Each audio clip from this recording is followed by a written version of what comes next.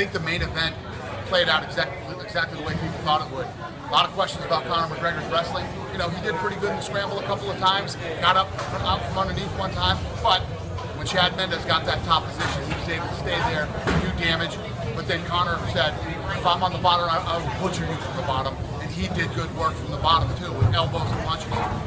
You know, honestly, do you think the result would have been different had Chad Mendes had a complete camp? Well, it goes both ways.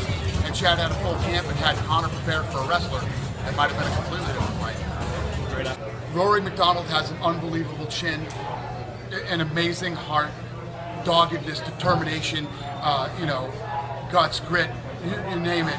You know, that kid had his nose broken in the first round, couldn't breathe, couldn't see, kept moving forward, then ends up hurting Robbie Lawler. Then Lawler gets hit with 10 straight head kicks in a row and stays in the fight. So it's the greatest fight I've ever seen between two of the toughest human beings I've ever met. That's a shame for Rory because he's lost twice to Robbie. But I actually thought 3-1 for Rory coming into the fifth round. Apparently, so did the judges. I had it 2-2 going into the fifth round. All right. Yeah, so, but I'm not a judge. Neither are you. So that's true. Only the judges matter, and they had it scored the way you did.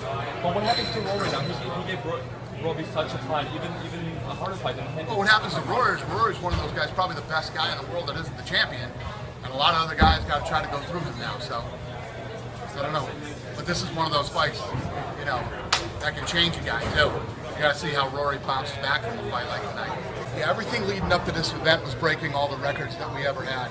And we knew that we had a great event. We knew that everything was in place, you know, from a new show open, new graphics, the entrances being sung by the artists, the fights, the stylistic message. Then we just had to go out and deliver. And I think my team did a fantastic job.